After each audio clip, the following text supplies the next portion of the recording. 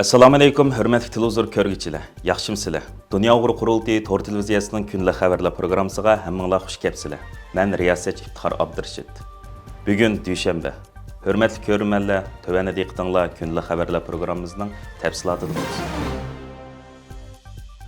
Dünyanın hər qaysı joylarında 5-iyul Ürümçi vaqəsinin 17 yıllık münasibəti bilan Xitoy qarşı keng ko'lamli namoyish elib berildi. Buningdan 17 yil burun Sharq Turkistonning markaziy Ürümchida yuz bergan 5-iyul Ürümchi vaqasi Uyg'ur xalqining yaqinqi zamon tarixidagi eng cho'ng voqealarining biri bo'lib qolmay, Xitoyning Sharq Turkistondagi qirg'inchilik siyosatining burilish nuqtasi va shundaqla xalqaroda eng kuchli ta'sir paydo qilgan zo'r voqealarning biri. Bu munosabat bilan har yili 5-iyul xotir kunida dunyoning har qaysi joylaridagi milliy kimligi, vijdoni burchi, milliy vazifasini unutmagan vatanparvar Uyg'urlar 5-iyul Ürümchi vaqasi xotir kunlarida Xitoy hukumatiga qarshi norozilik faoliyatlari va namoyishlarni uyushtirib, bu unutilmas voqea va Uyg'ur masalasini dunyo matbuotlarining qaytadan diqqat nuqtasiga aylantirdi. Bu yilmi Dünya Uyghur Qurultiyi 5-iyul Ürümchi vaqasining 17 yillik xotirlash chaqiriqini e'lon qilib, dunyoning har qaysi joylaridagi Uyg'ur muhojirati Qurultay tarmog'idagi tashkilotlarni tajovuzchi Xitoyning Sharq Turkiston xalqiga qaratgan bu qonli qirg'inchiligini unutib qolmaslikqa, norozilikni ifodalab qarshilik ko'rsatishga va turishliq davlatlardagi siyosat belgilamalar yo'l qo'ygan asosda norozilik namoyishi va faoliyatlarini tashkillashga chaqiriq qilgan edi. Bu munosabat bilan 5-iyul kuni Germaniyaning München shahrida Dünya Uyg'ur Qurultiyi va Yevropa Sharq Turkiston tashkilotining birlikda elib berishida Münchenning eng avod maydoni bo'lgan Karlsplatz Stachus maydonida 5-iyul Ürümchi vaqasining 17 yilligini xotirlash munosabati bilan tajovuzchi Xitoyga qarshi norozilik namoyishi elib berilgan. 17 years since the Uyghur genocide took place. Since the Urumqi massacre took place, July 5th, 2009, Uyghur people will forever remember it. 17 years since we've been demanding accountability for the victims of the massacre. No accountability, no justice, no freedom for Uyghurs. Today we're here as the Uyghur community in Munich to demand accountability, transparency, and justice from the Chinese government. Germaniya poytaxti Berlinda 5-iyul Ürümchi vaqasining 17 yilligini xotirlash munosabati bilan Berlindagi Xitoy elchixonasi oldida Dunyo Uyg'ur Qurultiyi Berlin ishxonasining mudiri G'ayir Qurbon va Berlindagi Uyg'urlarning qaytilishida tajovuzchi Xitoyga qarshi norozilik namoyishi o'tkazilgan. Assalomu alaykum, dunyoning har qaysi joylaridagi aziz vatandoshlar. Bugun biz Germaniyaning poytaxti Berlin shahrida yashaydigan Uyg'ur jamoatchiligi bundan 17 yil muqaddam aziz vatanimiz Sharqistonning Ürümchi shahrida elib berilgan bir qitınlıq qonliq qirg'inchilikni eslash va Xitoy zolimlarini ayblash va shundaqla o'zimizningki erkinligi, mustaqilligi va o'rligi bo'lgan orzuyimizningki va jangovarligimizningki to'xtab qolmayotganligimizni bildirish uchun bugun Xitoy elchixonasi namoyish oldida namoyish qilib qo'yapmiz. Was ist los? Warum dürfen Bürger nicht friedlich demonstrieren? Warum dürfen Bürger keine Petition abgeben? Germaniyaning Baden-Württemberg shtatining markazi bo'lgan Stuttgart shahrida 5-iyul Ürümchi vaqasining 17 yillik munosabati bilan shu yerdagi Uyg'ur jamoati norozilik namoyishi o'tkazgan. Germaniyaning Karlsruhe shahrida 5-iyul Ürümchi vaqasining 17 yillik munosabati bilan Dünya Uyg'ur Qurultiyi ijroiya komitetining muavin raisi Anvar Ahmad apandim va Karlsruhedagi Uyg'urlarning qatnashishida tajovuzchi Xitoyga qarshi norozilik namoyishi o'tkazilgan.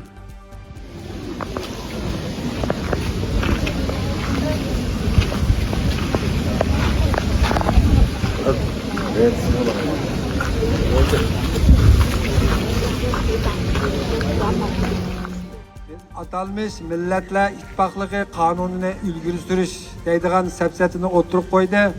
Bu Xitay'nınki tarihten bu yan Uygur, Tibet, Mongol, şundakla Xitay teritoriyasındaki insanları elip beriyotgan cazalaş, zoravallık siyasini kanuni asasqa, şundakla chet ellerninki, yani chet devletlerinki adliya kanun sistemisiga xiloflik alda chegara halqigan uzun qo'li zo'ravonlik bostirishini qonuniy qonunlashtirish uchun elib borgan bu siyosatiga qarshi namoyish elib beryapmiz. 5 iyul qirg'inchiligida hayotidan ayrilgan, izderaksiz yo'qolib ketganlarni xotirlash bilan birlikda Xitoyningki Millatlar Ittifoqligini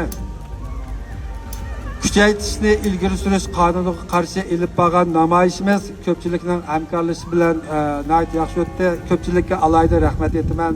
Rahmat. Dieses Datum kann kein Zufall sein. Der 1. Juli ist nämlich auch der Gründungstag der Kommunistischen Partei Chinas. Das Massaker von 2009 markierte den Auftakt permanenter Gewalt, die in den Folgejahren zur systematischen Repression aller politischen Freiheiten und zu einer beispiellosen physischen und elektronischen Massenüberwachung ausgeufert ist. Leben verloren oder deren Schicksal bis heute noch ungeklärt ist. Ich bin heute hier nicht nur als Aktivistin, sondern auch als Uigurin. Fragen Sie sich hier, warum interessiert mich das? Warum sollte ich da mitwirken? Weil Menschenrechte keine Grenzen kennen. Wenn irgendwo Menschen wegen ihrer Herkunft, wegen ihrer Sprache, wegen ihrer Religion verfolgt werden, geht uns das alle etwas an. Denn im Endeffekt sind wir alles Menschen dieser Erde. Die uigurische Kultur ist so reich an Musik, an Literatur, an Gastfreundschaft, an jahrhundertelanger Geschichte. Wir möchten, dass diese Kultur weiterlebt.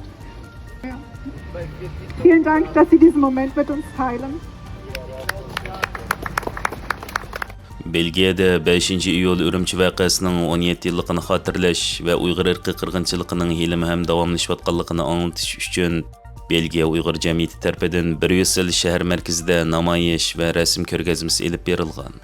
Namoyishga Belgiya Uyg'ur jamiyatining raisi Ekber Tursun, Dunyo Uyg'ur qurultiyining Yevropa parlamentidagi koordinatori Bernardo Kayzer va Belgiya Uyg'ur jamiyatining sobiq raisi Abdullah Imarov va Belgiyadagi bir qism Uyg'urlar qatnashgan.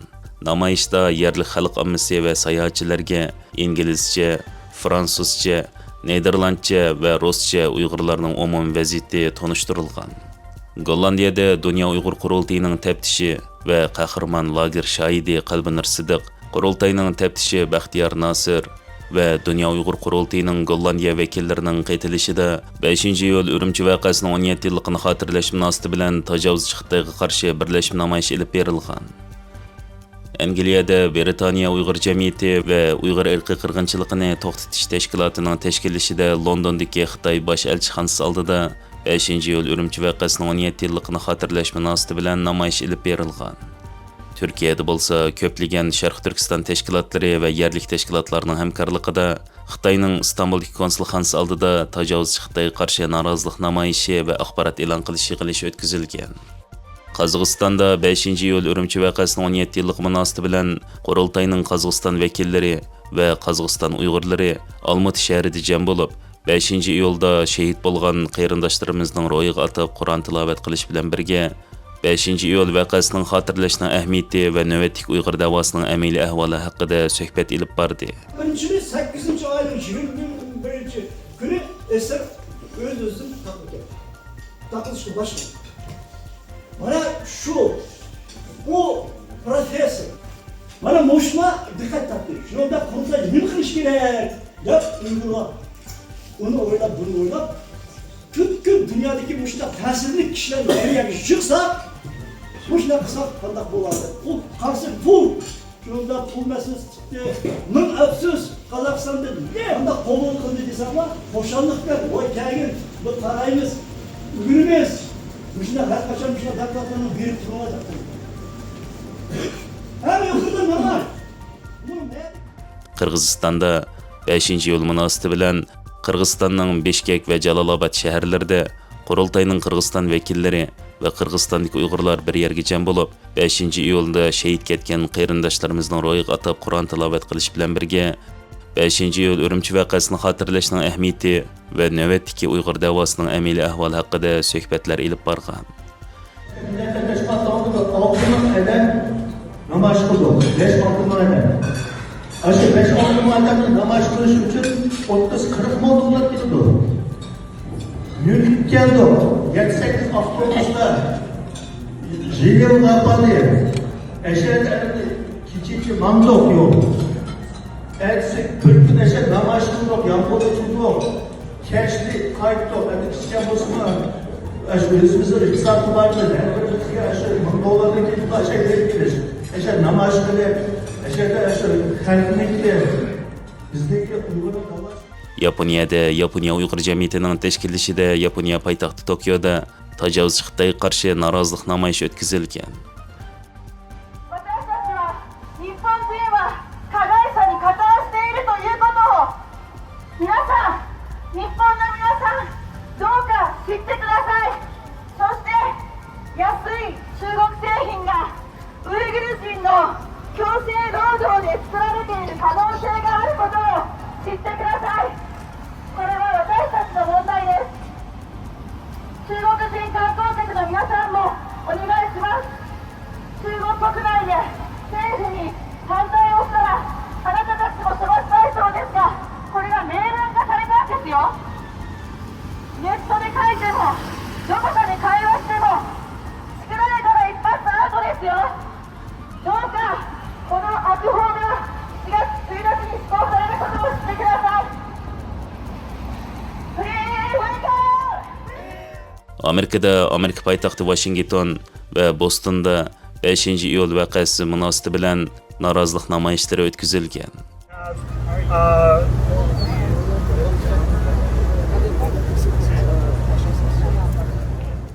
Kanadada Alberta Uyg'ur jamiyatining tashkillashida Edmonton shahrida 5-iyul Urumchi voqeasining 17 yilligini xotirlash munosabati bilan tajovuzchi Xitoyga qarshi norozilik namoyishi o'tkazilgan.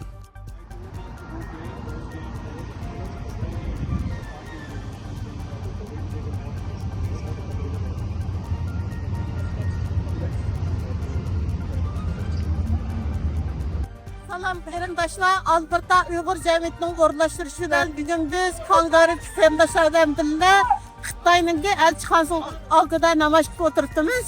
Bu namoyish qilishimiz sababi birinchi Urumchi qirg'inchiligini unutmaslik va unutilmaslik. Uyg'urlarning sahibining borligi vatandagi qarindoshlarimizning kampularda, jazo lagerlarida qon to'kayotgan, o'layotgan, ingrayotgan qarindoshlarimiz uchun qarindoshlar ovoz chiqargan qarindoshlarimiz uchun, qo'llariga yug'langan qarindoshlarimiz uchun, ota-onalarga yug'langan qarindoshlar uchun qo'limizdan keladigan ishni barni qilishni o'zimizga sharaf deb bilishimiz kerak.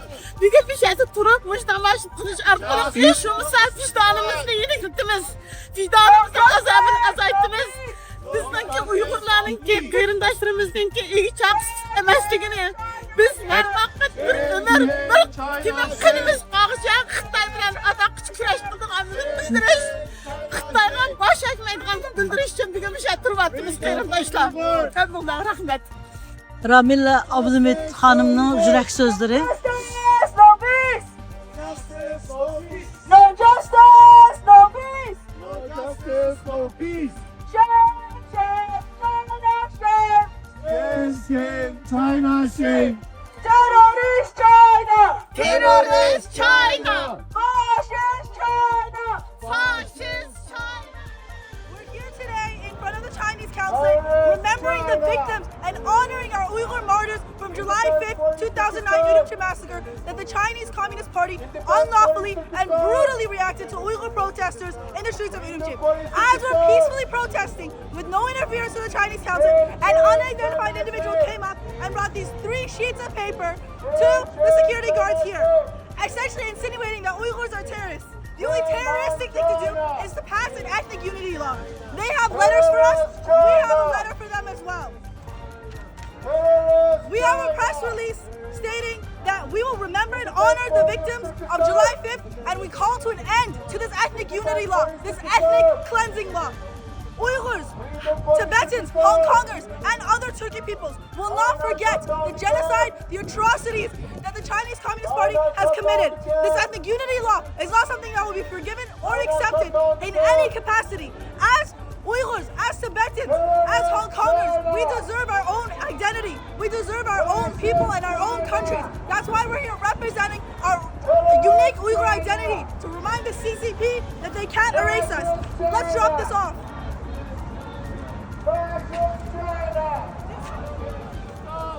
Freedom for East Turkestan! Freedom for East Turkestan! Independence for East Turkestan! Independence for East Turkestan! Independence for East Turkestan! Onundan başqa Kanadaning Toronto va Montreal shaharlarida o'xshash shaklda namoyish o'tkazilgan.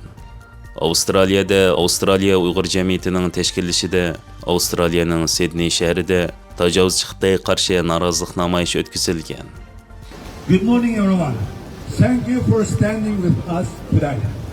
On behalf of the Australian Uyghur Association, I warmly welcome you all and sincerely thank our friends, supporters, human rights advocates, community leaders, and the members of the public for joining us.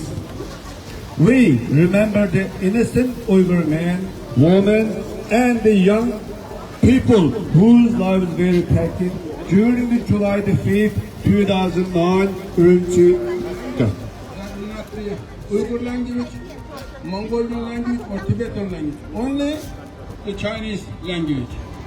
So, I am asking, there are more than 1 million Chinese people in Australia. If Australian government comes and tells you, you cannot speak in your mother language, how would you feel about that? This is totally unacceptable. In the 21st of century, Hürmetli görürmenler, yuqorida diqqətinizə günlük xəbərlər proqramımızın təfsilatını sunduq. Keyin qıtımlıq sanımızgacha görüşkicha aman bolğaysızlar. Stansiyamızın YouTube kanalına a'zo bo'lishni unutmang. Xayr xo'sh.